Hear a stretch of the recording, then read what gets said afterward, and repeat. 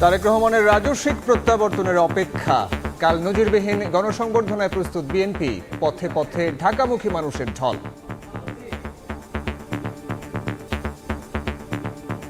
আমরা সবাই উজ্জীবিত। বগুড়া থেকে প্রায় লক্ষাধিক নেতাকর্মী আমরা ঢাকায় আগমন করছি। এই দেশের অবস্থা সব কিছু ঠিক হয়ে যাবে ইনশাল্লাহ। সবাই তাকে অভ্যর্থনা জানানোর জন্য ঢাকার পথে অভিমুখে তারা রওনা হয়ে গেছে। তারেক রহমানের 3 দিনের কর্মসূচি প্রকাশ বিএনপির।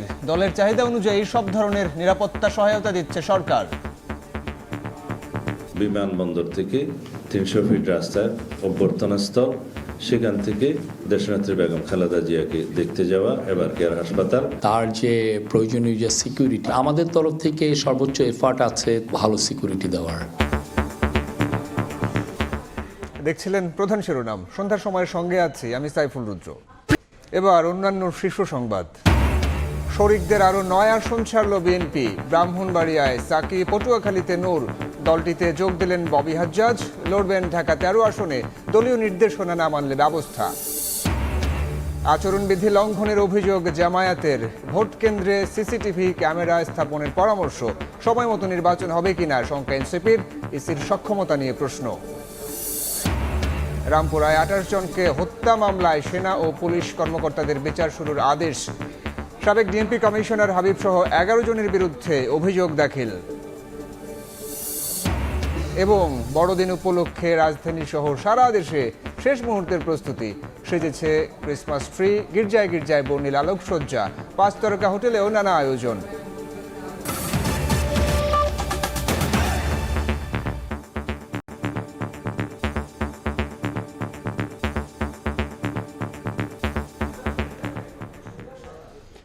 প্রায় 1.5 যুগ পর রাজস্বিক প্রত্যাবর্তন ঘটছে তারেক রহমানের। ভারপ্রাপ্ত চেয়ারম্যানকে নজিরবিহীন গণসংবর্ধনার সব প্রস্তুতি সম্পূর্ণ করেছে বিএনপি। ঐতিহাসিক সেই ক্ষণের সাক্ষী হতে পথে পথে ঢাকামুখী মানুষের ঢল নেমেছে। আগের দিনই কর্মী সমর্থককে ভরে উঠেছে রাজধানীর জুলাই 36 এক্সপ্রেসওয়ে এলাকা। সেখানে জোরদার করা হয়েছে নিরাপত্তা ব্যবস্থা।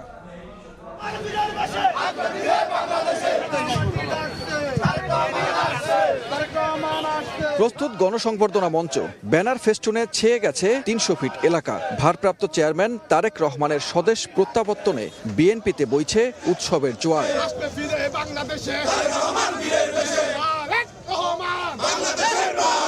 তারেক রহমানকে বরণ করে নিতে এরই মধ্যে দেশের বিভিন্ন প্রান্ত থেকে আসতে শুরু করেছেন দলীয় নেতাকর্মী, সমর্থকদের পাশাপাশি সাধারণ মানুষও। ইতিহাসের সাক্ষী হওয়ার ইচ্ছা তাদের।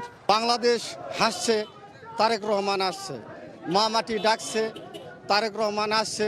আসছে ফিরে মায়ের কোলে, দেশবাসী দেখছে, খালেদা জিয়া হাসছে। এখন আমার আনন্দ, কালা তারেক রহমান আসবো আমি দেখার জন্য আইছি। অনেক দিনের আশা, সামনে থেকে তাকে দেখতে পাবো। মনে টানে চলে এসে, তার টানে চলে এসে কেন। বুধবার সকাল থেকে সভাস্থলে দলীয় ও জাতীয় পতাকা হাতে খণ্ড খণ্ড মিছিল নিয়ে জড়ো হন নেতাকর্মীরা। বলছেন, ভারপ্রাপ্ত চেয়ারম্যানের উপস্থিতি আগামী নির্বাচনে বিএনপিকে পৌঁছে দেবে বিজয়ের বন্দরে। 100 বছর পরে আমরা আমাদের নেতাকে পাবো।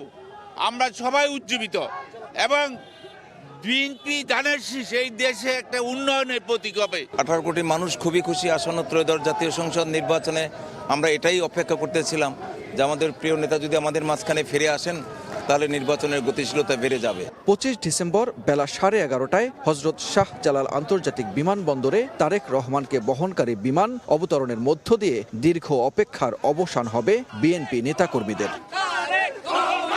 প্রস্তুত মঞ্চ, প্রস্তুত নেতাকর্মীরা, যারা তীর্থের কাকের মতো অপেক্ষা করেছেন দীর্ঘ 17টি বছর। আগামীকালকে তারেক রহমানের আগমন উপলক্ষে তাদের এই উৎসব উদ্দীপনা সবকিছু ছাপিয়ে তারেক রহমানের বক্তব্য তাদেরকে আরও একটি বিষয় জানান দেবে, সেটি হচ্ছে বিএনপির ঐক্য। সানবীর রূপল, সময় সংবাদ, ঢাকা। এই মুহূর্তে রাজধানীর জুলাই 36 এক্সপ্রেসওয়েতে আছেন সহকর্মী মুরসালিন হক জুনায়েদ এবং কক্সবাজার রেলওয়ে স্টেশনে আছেন রিপোর্টার সুজাউদ্দিন রুবেল। প্রথমেই যাচ্ছি মুরসালিনের কাছে। মুরসালিন, নিশ্চয়ই শুনতে পাচ্ছেন?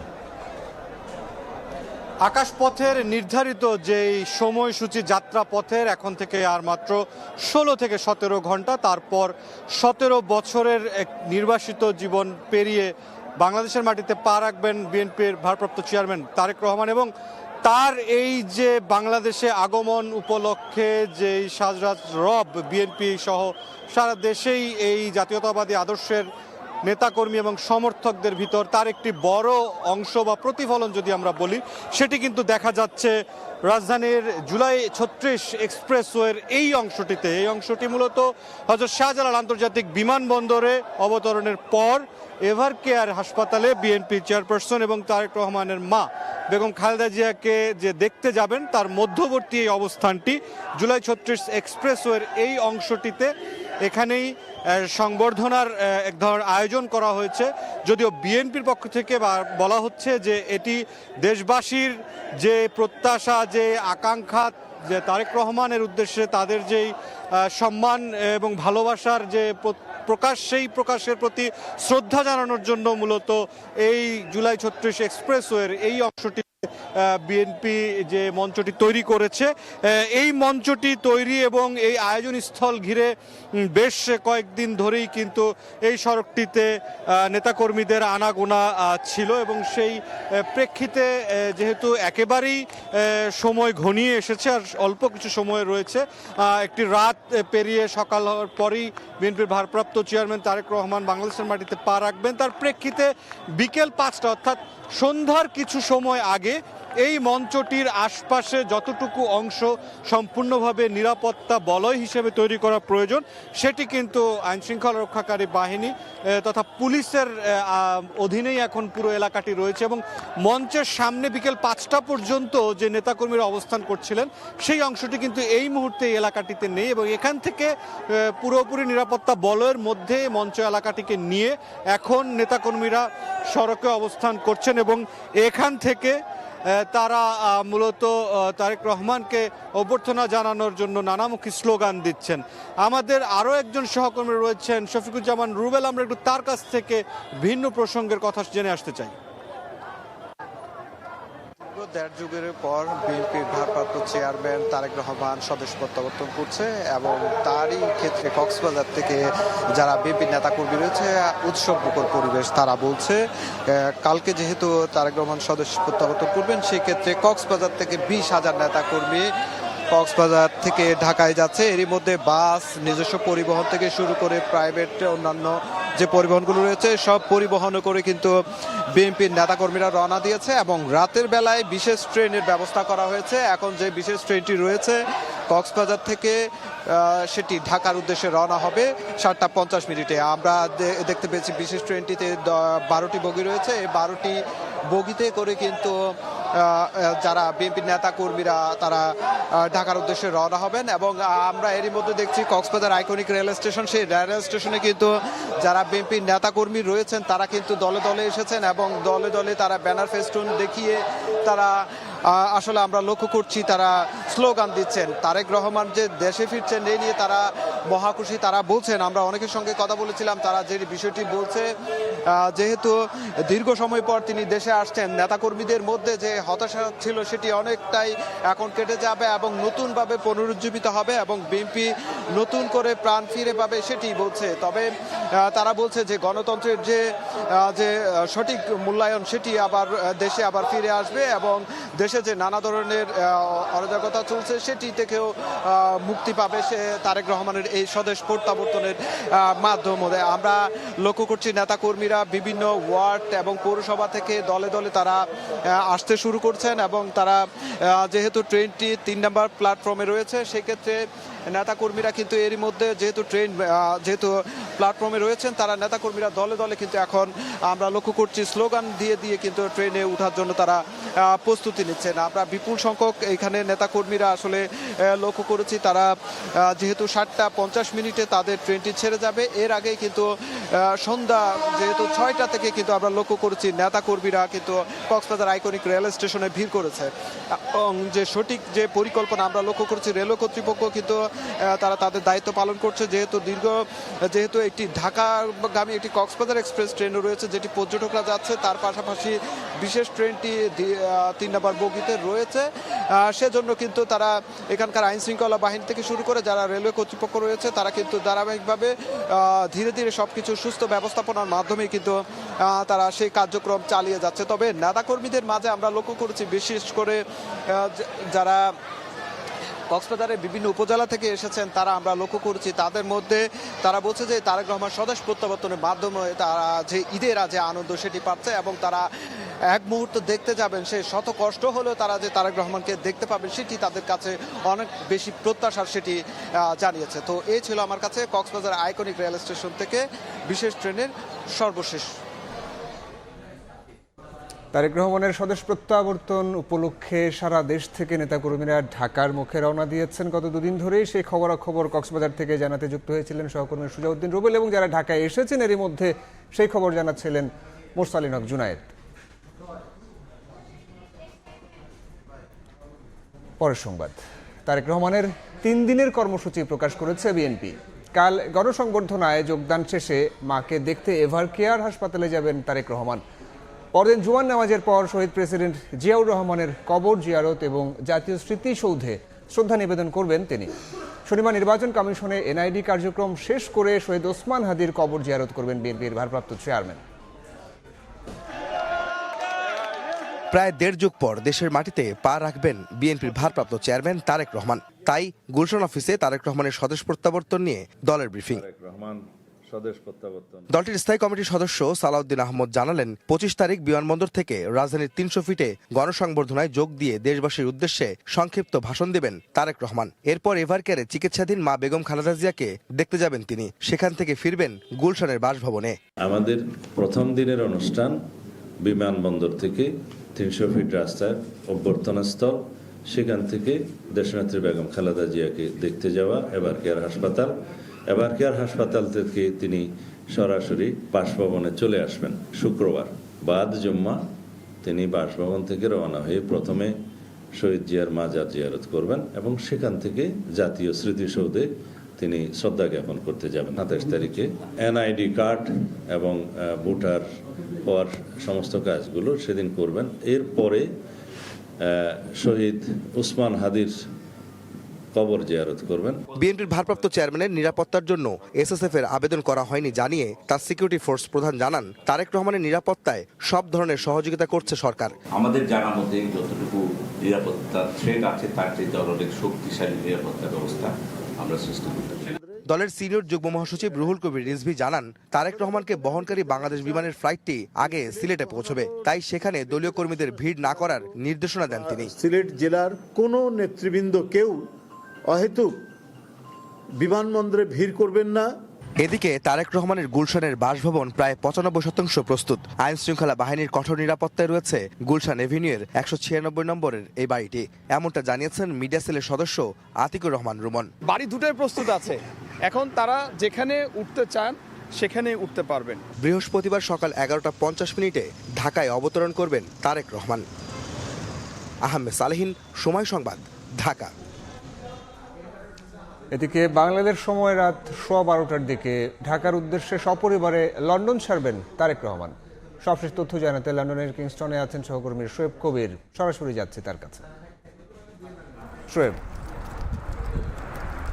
এই মুহূর্তে দাঁড়িয়ে আছি লন্ডনের কিংস্টন এলাকায়। এখানে দীর্ঘ 1.5 যুগ মানে বিগত 18 বছর বিএনপির ভারপ্রাপ্ত চেয়ারম্যান তারেক রহমান তিনি বাংলাদেশ থেকে আসার পরে এই এলাকাতে তিনি সপরিবারে তিনি অবস্থান করছিলেন এবং আজ তিনি চলে যাচ্ছেন বাংলাদেশের উদ্দেশ্যে। ঠিক বাংলাদেশ বিমানে একটি ফ্লাইট BG202 ফ্লাইটে লন্ডনের হিথ্রো বিমানবন্দর থেকে 6:15 লন্ডনের স্থানীয় সময় 6:15 তিনি বাংলাদেশের উদ্দেশ্যে যাবেন। এবং এই যে দীর্ঘ 18 বছর তিনি এই যে লন্ডনে ছিলেন তার এই যে নেতাকর্মীদের থেকে তিনি ইতিমধ্যে বিদায় নিয়েছেন। গেল 16 ডিসেম্বর লন্ডনের যুক্তরাজ্য বিএনপি আয়োজিত একটি অনুষ্ঠানে তিনি নেতাকর্মীদের থেকে বিদায় নিয়েছেন। আমরা সর্বশেষ যে তথ্য জানতে পেরেছি যে তার সফরসঙ্গী এই মুহূর্তে রয়েছেন 8 জন এবং এই 8 জন রয়েছেন তাদের পরিবারের 3 সদস্য, তারেক রহমান, তার সহধর্মিণী জোবাইদা রহমান, তার কন্যা জাইমা রহমান এবং তার ব্যক্তিগত সহকারী জনাব সানি, এবং পাশাপাশি পেজ উইংসের যিনি প্রধান গত কিছুদিন আগে হয়েছেন সালে শিবলি, পাশাপাশি কামাল উদ্দিন এবং সৈয়দ মঈনুদ্দিন আহমেদ সহ সর্বমোট 8 জন তার নির্ধারিত যে সফরসঙ্গী রয়েছেন তারা যাচ্ছেন। পাশাপাশি এটি যেহেতু বাংলাদেশ বিমানের একটি বাণিজ্যিক বিমান, এই বাণিজ্যিক বিমান, এবং এখানে প্রায় 278টি সিট রয়েছে এবং এই পাশাপাশি অন্যান্য যাত্রীরা রয়েছেন। এবং আমরা যে জানতে পেরেছি যে যুক্তরাজ্যে বিএনপির বিপুল সংখ্যক নেতাকর্মী কিন্তু একই ফ্লাইটে তারা বাংলাদেশে যাচ্ছেন। এই যে তার স্বদেশ প্রত্যাবর্তন, এটি প্রত্যাবর্তন আসলে একজন আবেগঘন এবং ঐতিহাসিক একটি স্বদেশ প্রত্যাবর্তন। কেননা এই যে দীর্ঘ 18 বছর তিনি প্রবাসী ছিলেন, প্রবাসী থাকার পরও তার যে জনপ্রিয়তা বিন্দুমাত্র ভাটা পায়নি, উল্টো তিনি কিন্তু বাংলাদেশের জনগণের এক ধরনের আস্থা এবং বিশ্বাসের দৃঢ়তার প্রতীকে তিনি পরিণত হয়েছেন। এবং